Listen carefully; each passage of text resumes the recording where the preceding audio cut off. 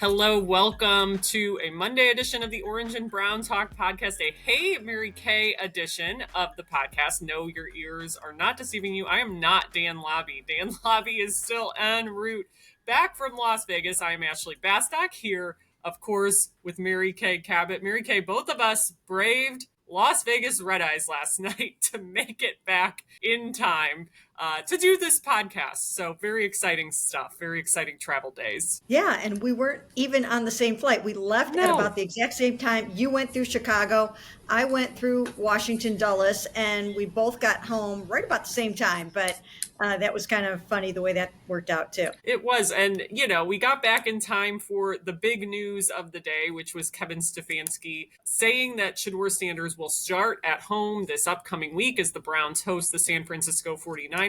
I know you told our texters you agreed with that move. And of course, most of the questions they have for this pod were pretty much all Shedeur Sanders related. So I like this from the 216 area code.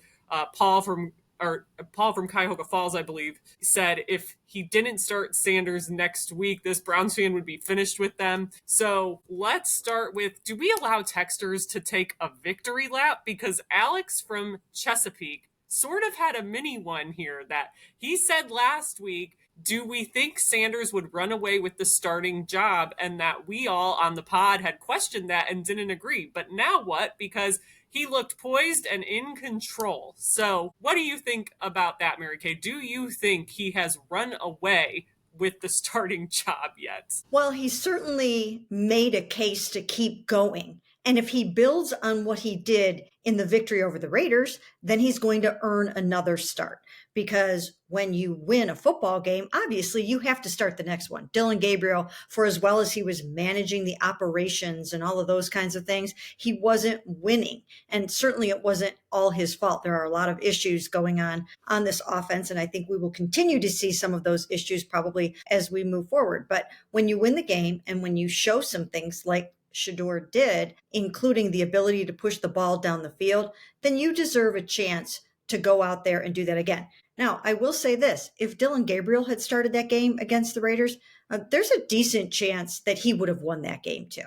I think the defense was going to cook in that game no matter who was at quarterback. So I do think that they were going to win that football game probably just based on the challenging nature of the Raiders. But Shedeur did some things. He brought some energy, he brought some juice, he brought some life, some points, some touchdowns, and that certainly earned him another start. That doesn't mean they can't ever go back to Dillon. There might be a world in which they need more data points about Dillon Gabriel and they want to see more of him. That could happen. But for right now, it's Sanders' time, and it's his chance to go out there and prove himself. All right, so kind of along those lines, Paul from Cuyahoga Falls, I gave you a shout out at the top of this, but here's your actual question now, that 216 area code comment that I led off this segment with. But Paul from Cuyahoga Falls wants to know, hey, Mary Kay, the Browns have received justifiable criticism for their handling of the QB room, but how different would the perception have been if Andrew Berry had simply switched places with these two QBs and drafted Shedeur in the third round and Dillon in the fifth round? Do you think that would have made a difference this season in the perception of this QB room? Yes, I do. I definitely think it would have made a difference in the perception of the QB room. And it could have happened that way. There's a world in which that would have made sense to do that, but they liked Dillon Gabriel so much better than they liked Shedeur Sanders. They were completely prepared to walk out of that draft without Shedeur Sanders. They passed on him 6 times. So they really wanted to bring Dillon in here and believed that he was the guy to run their offense, to run their scheme. So it just could have been, it could turn out to be sort of a happy accident for them if they end up making something out of Shedeur Sanders after the whole world passed on him a million times in the first 5 rounds. And the Browns finally threw him the lifeline there, traded up to get him at 144 overall. But yes, I think the perception would be different. And they would have given Shedeur the nod over Dillon had it gone that way. But that's not how they had those guys ranked or graded or coached up. And they stuck with it. They really stuck with their plan to give Dillon Gabriel every opportunity to go out there and prove himself. And the thing that he did not do was make those layups. He just wasn't hitting those easier passes. And it was really odd to see that because we did not see that in training camp. We did not see that in the preseason games. And when he got into the games, for whatever reason, he was not connecting on some of the easier stuff. And so we'll have to see when he gets back out there, if he gets back out there, if he can improve on that. But for now, they will be hitting more explosive plays for the most part. Yeah, that sort of feel for the game and the easy shots was definitely something that stuck with me yesterday because I think people may have seen on Twitter the clips going around where obviously there was the Dylan overthrow of I believe Malachi Corley like in the flat and then Shedeur making the play to Dylan Sampson yesterday where obviously Dylan Sampson did most of the work on the ground and getting yards after the catch for the 66-yard run. But there were some interesting, I think, comparisons there. And look, I think the what ifs with Shedeur are going to be fascinating for the years to come. I think it's going to be something that people are going to focus on. And, I think the interesting thing about his draft fall is from everything we know, everything we've heard going through that process, like, I don't know that anyone had a 5th round grade on Shedeur Sanders. I don't know that he was rated that low. But it became one of those things where it sort of spiraled and teams didn't have touch points with him and teams are passing on him multiple times. So everyone's kind of asking themselves, hey, what's going on here with this guy? That is the perfect example. What was going on that Malachi Corley screen pass? That he just completely overthrew him. You can't miss those kinds of things. And he was drawing boos from Browns fans at Huntington Bank Field for missing those kinds of passes. And so we'll have to see how Shedeur does. Again, I don't think it's always going to look the way that it looked against the Las Vegas Raiders, right? This is not a very good football team. But there are a few other football teams like that coming up. The Tennessee Titans are no good. So he will be playing them after he faces the 49ers this week. And 4 out of the next 5 games are at home. And that is very meaningful because they usually play incredibly well at home. The defense dominates at home, although it dominated on the road against the Raiders, of course. But the defense plays really, really incredibly well at home. He'll have the crowd behind him. So there will be a lot of positives. And I think he does have some natural chemistry with some of the younger guys that just from working with them so much on the Hungry Dog team and stuff like that, and the scout team, he does have a little bit more of a natural feel for them. So we'll have to see how this goes. But if it's up to Shedeur right now to hang on to the starting job, he can do it by going out there and building on his successes and winning some football games. All right. So on that note, let's look ahead because Tom Bays from Charlotte, North Carolina wants to know, hey, Mary Kay, what adjustments might the Browns make to help Shedeur Sanders be more effective against the San Francisco 49ers? I guess, Mary Kay, you can take that question however you want. It could just be bigger picture or it could just be for this upcoming week against San Francisco. Well, I think one of the things that they're going to have to figure out is, can they get it going between Shedeur Sanders and Jerry Jeudy? Right? I mean, they have to figure out if they can develop the timing and the connection. We know that this was Shedeur Sanders' very first week of practice with the starters. So maybe with another week of practice, they will know each other's tendencies a little bit better and they'll start communicating. We both remember when Amari and Joe Flacco started working together. They were in constant communication with each other. They were texting each other back and forth all day long, going over film together and just really talking everything through. And if Shedeur and Jeudy are going to develop that kind of confidence together, then they're going to have to do something very similar. Because in addition to the very nice pass that Shedeur Sanders made to Jerry Jeudy that went for 39 yards, he had to roll to his right, avoid the pressure again, and lift it right over a defender, calmly buying himself some time and making that very nice throw in the face of tremendous pressure again. Before it was punched out by Jeremy Chin, if these two guys are going to make the kind of impact that they need to make together, they're going to have more time on task. They're going to have to work at it. So that's one thing I would be looking at, because too often things are not going well between the quarterback and Jerry Jeudy right now. We don't really know exactly what's going on, but there were 2 other deep passes on 3rd down that just didn't hit.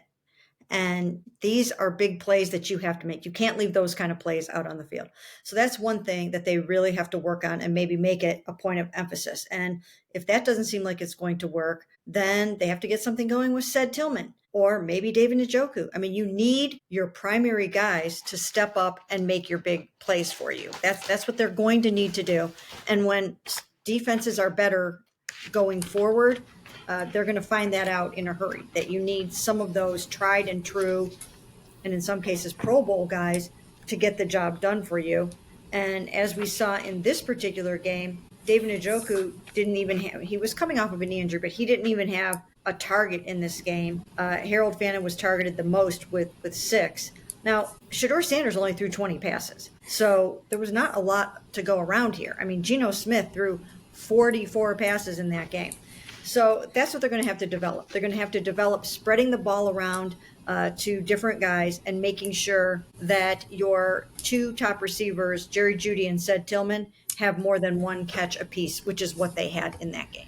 So that is the area targeted, in my mind, for the biggest development, is for him to bring in your Njokus, your Tillmans, and your Judys and try to get the ball to those guys. Yeah, Jeff Sapazi from Eden Prairie, Minnesota. I know one of the regulars. He had the Jeudy question. We kind of just talked about that, but let's go down the David Njoku road a little bit more, because that stat obviously is interesting. Paxton Stiles from Chevrolet, Maryland wants to know, hey, Mary Kay, why is David Njoku not being utilized that much? I understand the rookie, Harold Fannin Jr., he's obviously mentioning there, is coming along well, but Njoku is a force when he catches that ball, and both of them out there together could be very dangerous. And Mary Kay, I know you still think there's plenty more in the tank for David Njoku. I do. And, again, in this past game, he suffered a knee injury against the Ravens, and he sat out practice on Wednesday and Thursday. He made it back into practice on Friday and didn't even have an injury designation, which means we knew he was going to play in this game. But I haven't looked at the snaps yet, but I just think that they kind of dialed it back for him a little bit in this game, in part because of that knee injury. So, it was an opportunity for Harold Fannin to step up, and I thought he really did that. I really thought that he did a nice job with that, especially with the breaking tackles and the yards after catch. He is relentless. Dylan Sampson had some great quotes about him today, just talking about, that motor. And when nobody else is getting anything done, Harold Fannin is out there just crashing through tackles and things like that. So that was good for him. As far as David is concerned, I do think he's got something left in the tank. And I think that they should try to utilize him more down the stretch in the passing game. And hopefully for Shedeur, he can develop a connection with David and try to get something done with him. He does still lead the team with 3 touchdown catches, I believe. So, which isn't very many, of course, but I still think he's a threat in the red zone and in the end zone. Yeah, I just pulled up the snap counts while you were talking from yesterday. So David did only play 25 snaps, 49%, and Harold Fannin was at 46. I mean, he played the most snaps of anyone that is not Shedeur Sanders or an offensive lineman. So there you go. And I think, too, to your point about Harold, I looked it up this afternoon. Pro Football Focus obviously tracks the yak data. 44 yards after the catch for him, averaging 11 per reception yesterday. I mean, truly just a great performance in that regard, I thought, from Harold. So even if David, was not being utilized as much just because of the knee, Harold stepped in so nicely in that regard and has become so reliable so quickly. Yeah, he really has. And so many of the rookies have. And, I think Browns fans, that is something that they can hang their hat on this season. There's so much to get excited about for the future. And even though they're not going anywhere this year, although Myles Garrett would beg to differ, there's so much to get excited about with this rookie class. And they are going to add another rookie class, they hope, like this next year, and add to the pile and add pieces like they did this year. And I think the future looks pretty bright. They just need to get some really good quarterback. So speaking of the future, we got 3 questions that were almost identical here. Unsurprising because people always love to talk about the draft when it comes to the Cleveland Browns. So Mavro in Sebas, Christian in Hudson, and Tom in Middlebury, Connecticut all want to know some variation of this. Hey, Mary Kay, is there anything that Shedeur Sanders can do to show the Browns that they don't need to draft a quarterback with one of their early picks? As crazy as it sounds, the answer to that is yes. The answer to that is yes. If he does go out there and prove that he can be their quarterback of the future by hitting those explosive plays, by continuing to make the off schedule plays, by standing in the face of the rush and calmly delivering the football, and above all, by scoring points and winning games, he absolutely can prove to them that they don't need to spend one or both of their first round picks on a quarterback in 2026. Now, I would still take one because what else are you really going to do with first round picks that is going to be that worthwhile? I would still take a quarterback with one or both of those picks because I think it's really hard to know in only 6 or 7 starts if your rookie can be your franchise quarterback, because teams start to get a book on a quarterback, and what you think you're seeing in 6 or 7 games might be a bit of a mirage at times. It might not always hold up. Teams might, again, get a book on a player and figure out ways to shut them down and take away what they do well. So I would still be going out there and scouting these rookie quarterbacks very, very heavily and thinking that you're going to have to do that. But Shedeur, like he said yesterday, what did he want to show the Browns? That I'm who they've been looking for.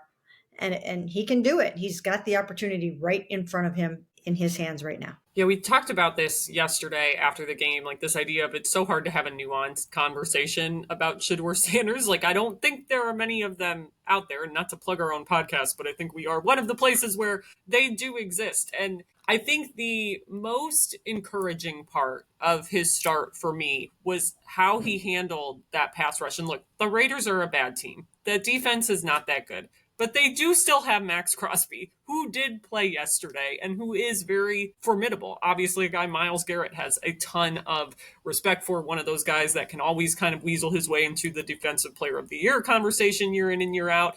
And the most encouraging thing for me, and it's going to sound nuts, is on that first sack he took. And I talked about this yesterday, where he did not escape backwards. He stepped into the pocket. And that just is something we haven't seen. And look, it's a small sample size. It's one play. It's one game. But those are the kind of things, to your point, that with more opportunities, we're going to see, is this real or is this a mirage? Is that just because, hey, the Raiders truly aren't that good? Yeah, I mean, they're just not an attacking team. I mean, if you can handle Max Crosby, which they really focused on doing that, if you can kind of take him out of the equation for the most part, and you can't really take him out of the equation, but if you can manage him, they just didn't have all that much to offer. But teams are going to blitz, teams are going to come after him, and they're going to try to rattle him more than he was rattled in this game. Can they do it? I don't know.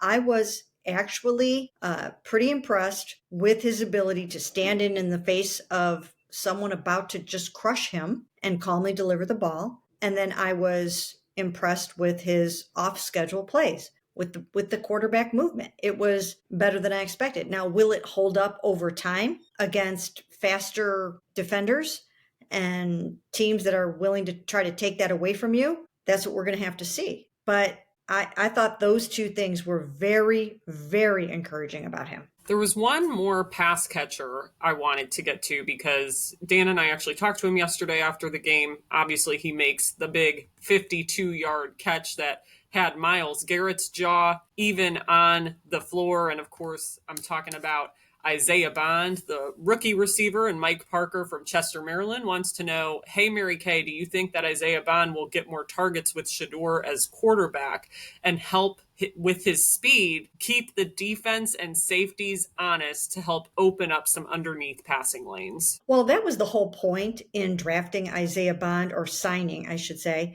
signing Isaiah Bond, who is a rookie, was a free agent, and signed as a free agent. That was the whole point, was that he could go out there and be your speedster and stretch that defense.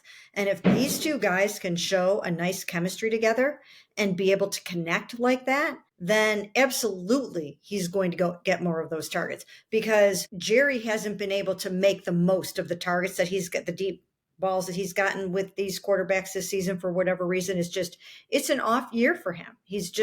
I don't know if it is the upheaval at quarterback. I don't know what it is, but if Shedeur can develop and establish a nice chemistry with Isaiah Bond, he for sure will get more of those targets. And the best way to get the next one is to catch the 52-yarder the way that he did. So it was a nice catch. It was a nice ball. They did what they needed to do. Again, 2 rookies going out there making a big time play like that. It was, it was a graduate level play made by 2 rookies. So they deserve more opportunities like that. Yeah, I mean, I definitely thought, and look, maybe I'm putting too much on that one play, but this was the best Isaiah Bond game, I mean, for sure, for me. And it's because he did something that was memorable. And that's why you take a chance on that guy. And I've talked about this before. The Browns have never hit on this profile of receiver. They have tried and tried and tried. It was not Anthony Schwartz. It was not Elijah Moore. They've never been able to get that smaller speed guy. And that to me was promising. And I think the biggest thing is the fact that Shedeur Sanders is not afraid to look downfield and look for those explosive plays because he knows how accurate he is. Yeah, he trusts that very talented arm of his. And when you look at his 74% completion percentage, which led the FBS last year, that was legit. That wasn't because he was not throwing the ball away and things like that. That is because of his accuracy, his elite accuracy, and his nice touch on the ball. And he knows how to maneuver around, sense the rush, and it's not always going to work this way. He's not always going to be able to get away from trouble. They're going to find him, they're going to catch him from behind, and they're going to do all the things that they can possibly do to take away the boots and the rollouts and the quarterback movement and minimize all of that, because he's not as fast as a lot of quarterbacks that run around and do those kinds of things. But he just shows, once again, he's a gamer. He is a gamer. He's a natural, instinctive football player. And so he can zip around and he can sort of sense where the rush is, and he doesn't care. That guy's bearing right down on him, and he'll just gently lift the ball over him. And that is the thing that has been most impressive to me throughout practice, throughout training camp, and just watching some of his film and seeing what he's been doing in the games. So if he can keep that up, it could really be something to build on, and he could make a lot of teams look really silly for passing on him. Yeah, again, we were talking about this on the way to the airport yesterday, Mary Kay, just this idea of there is something about him. It is like a specific X factor. I think we both have alluded to that or said that since the Browns drafted him. And I know you're also very big on this idea of a franchise quarterback, a potential franchise quarterback. And again, this is a nuanced conversation we're having. I'm not saying that because of this one game, Shedeur Sanders is the franchise quarterback. But this idea of franchise quarterbacks typically have that sort of X factor or thing they're good at that is just not coachable. Absolutely. And like I said, it might sound crazy to think that he could be that. Your 5th round pick could turn out to be that. But I would have to believe that there are some in the organization after that game yesterday that started to think, maybe, just maybe, we're on to something here. Now he's got to build on it. But in 2 appearances, I was impressed with his 2-minute drill against the Ravens. That's a big time defense. And he did a nice job against that defense. So he's reading things well. Now, again, they did take some things off of his plate. He didn't have to do everything at the line that Dillon Gabriel has been doing. They simplified things for him. And one of the things that they did, and I don't know what the other ones are yet, but one of the things that they did was they asked Ethan Posich to slide the protections. And he did not have to do that. Shedeur did not have to worry about that. And that was one big thing off of his plate. And I'm sure they'll continue to do that again this week. So they're keeping it a little bit simple, but that's okay. Whatever you have to do to get the most out of him is exactly what you need to do.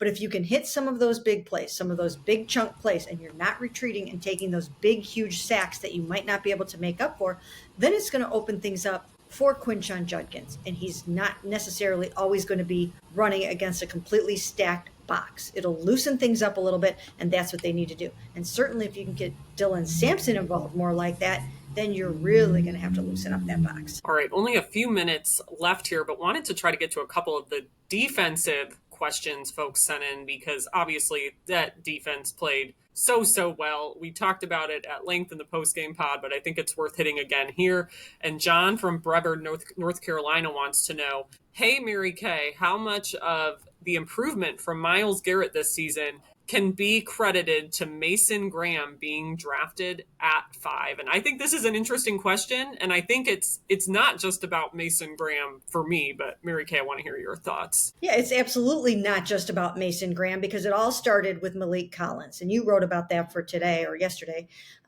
It all started with Malik Collins and the way he just dominated inside the whole first half of the season. And while Mason Graham was coming up the learning curve and the lights were starting to come on for him, Malik was holding it down, and Shelby Harris as well. So they've had a nice rotation in there. They've had veteran guys that have really helped the younger guys, and they've been without Mike Hall for most of this time. So it's really been Malik Collins with some nice Shelby mixed in, helping these younger guys come along and letting Mason get better week by week by week, to the point where he's really starting to pop now. So now you're going to have 2 premier Pro Bowl caliber defensive tackles inside there.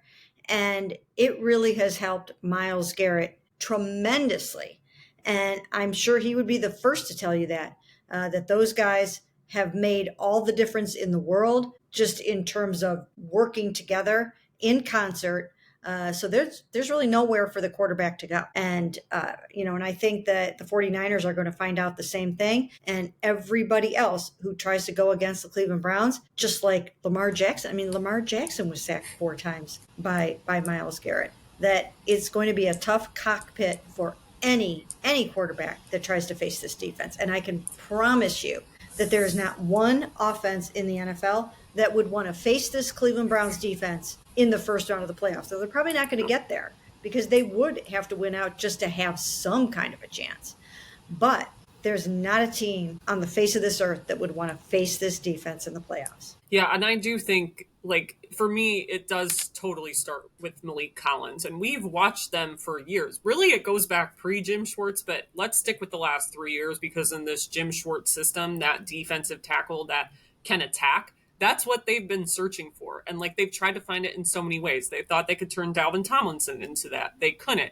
They thought a Mo Hurst could be that guy. And Mo was on his way to being that guy, I think, but injuries just got in his way. They thought Quentin Jefferson could be that guy. And obviously he was gone by the deadline last year. And it's to me, Malik is almost this perfect combination of a Quentin Jefferson, a tested veteran, and a Mo Hurst, who basically their whole career they've played in an attack system and can help bring everyone else on the inside along with them. And I think that's really just been the key this year. It really has been. It's been an incredible addition to this football team. And I really do believe that he should make the Pro Bowl. And it's hard sometimes to get the recognition that you deserve at defensive tackle, but that is the level that he is playing at.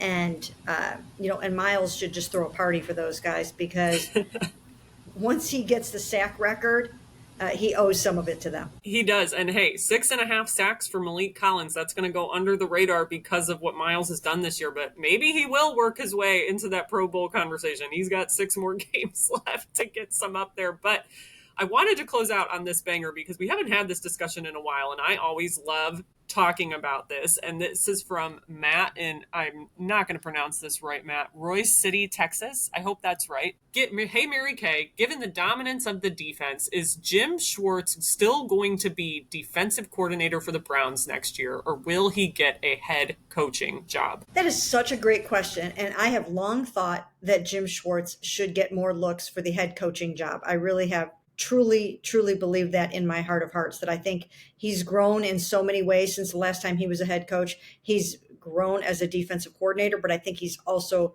grown and learned how to deal with players and people and media, even more so than when he was a head coach last time. So I think he would be an excellent head coach, and I know the Browns would absolutely hate to lose him. I will say this, however, a lot of times the NFL goes for that younger sort of it guy, and he's not young.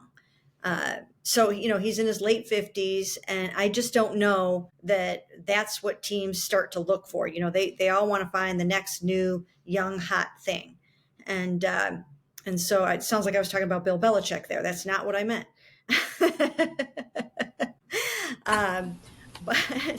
the NFL has a tendency to go for those young coordinators that are all the rage that season. So we'll have to see what the coaching carousel is going to bring. But teams are missing the boat if they don't interview Jim Schwartz for their head coaching job. They are, and that's kind of why I wanted to end with this, because I think you and I are just totally in lockstep on that opinion, right? And look, I think the unfortunate part of it is this trend of the young offensive mind. And I even think, like, hey, look at this year, the Jets, took the chance on Aaron Glenn, that more defensive minded head coach, and it just hasn't happened for them yet. Like, is that going to push that trend even further? But I agree. I mean, I think Jim Schwartz has just done so much. He's grown so much. And I think his little sabbatical away from being a coordinator and working down in Tennessee with Mike Vrabel did so much for him. And I feel like he has a second wind here. So I personally would love to see him get that chance. I would hate to see the Browns defense lose him, but I definitely think it is warranted. So we agree. But all right, we are going to wrap up here for today. We still have plenty of stuff, plenty of work to do, actually, but hopefully we can both get some sleep tonight, be back at it on Tuesday. So closing off this Monday edition, I am Ashley Bastock for Mary Kay Cabot. We will talk to you later, and I will talk to you later, Mary Kay. Sounds great.